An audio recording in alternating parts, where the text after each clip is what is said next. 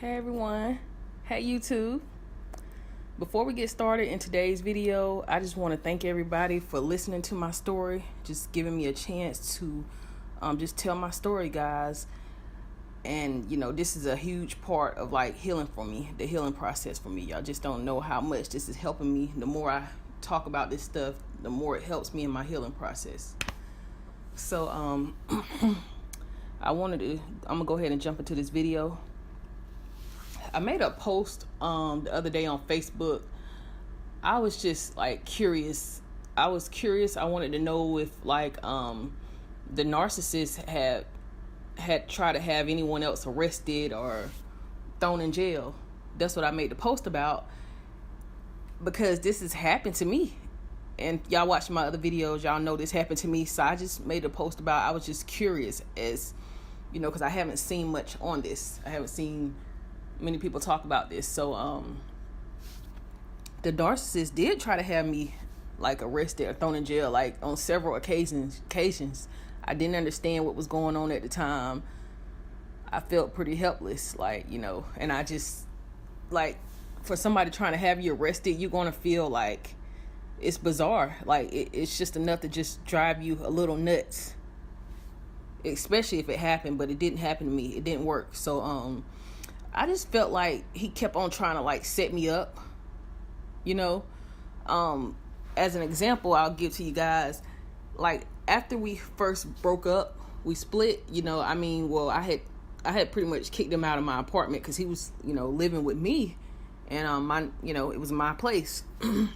I kicked him out, and of course he went into narcissistic rage, and he assaulted me. He slapped me, so I'm not the type of person that'll let somebody keep on putting their hands on me. So that was just enough for me. Like I was done after that point.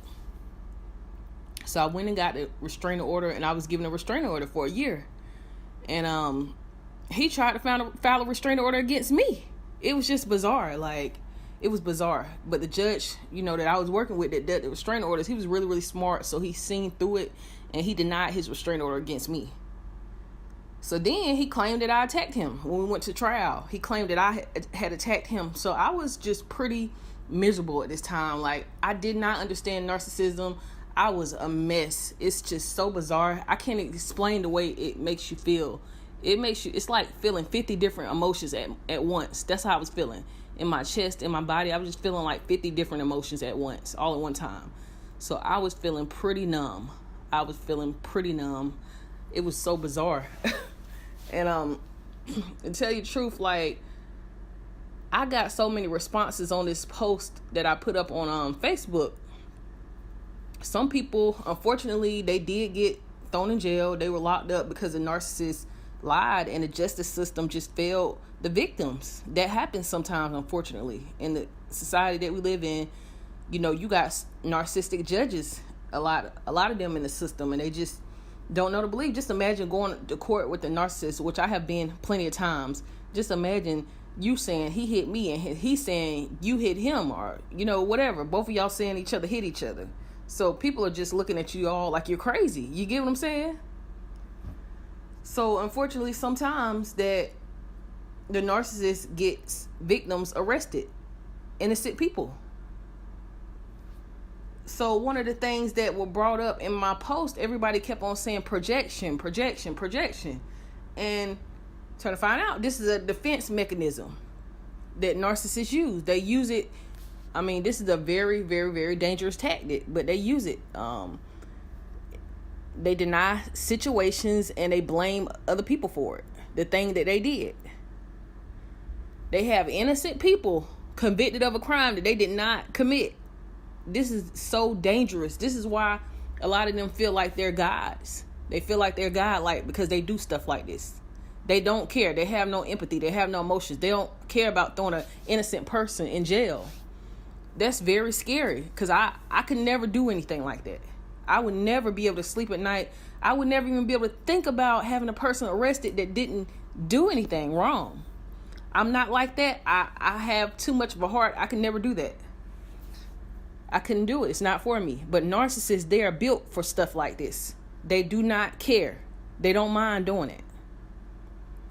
They will even bring fake witnesses to court, flying monkeys, and they'll side with them. Obviously, they'll bring their mothers, fathers, cousins, and these people support the narcissist, and it's so sad and it's a shame. But sometimes these people get more support than they should get.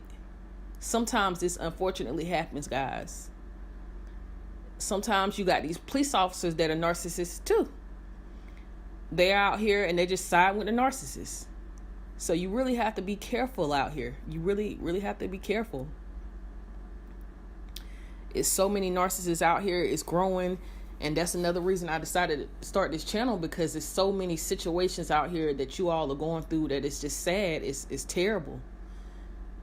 It's a terrible situation. And I really feel my heart goes out to everybody. And I decided to just put my story out there and share my experiences so we can all grow together. We're a family here. Share your experiences with me. I often say this because I feel like we have to come to a point, the empaths, we have to come to a point, it's us against them. We have to understand it. We have to understand how to protect ourselves, and we have to spread the word around as much as we can. That's why this is called SONA Awareness, Survivors of Narcissistic Abuse Awareness.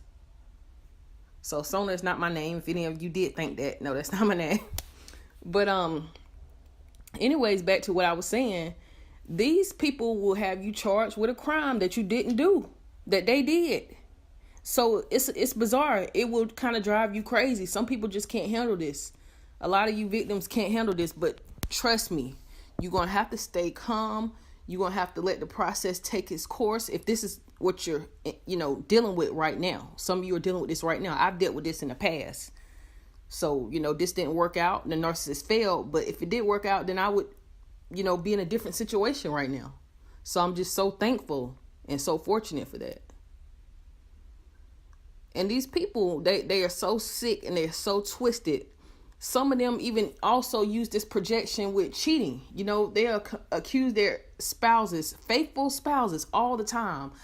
I think they're cheating on me. I think they're cheating on me. I think they're cheating on me. And you just be sitting here like, what proof do you have? You'll look at a person and you'll just say, I don't think this person would do that. No, they'll do it. They'll do it. This is what the narcissists will keep on trying to convince people around them that they talk to. They'll keep on telling somebody that they trust their spouse is cheating on them. Their spouse is cheating on them. So you have to look at this person. You have to say, this is so weird. This is weird behavior that you keep on accusing your spouse. I don't know this person to be like this. I don't think this person has it in them to do this.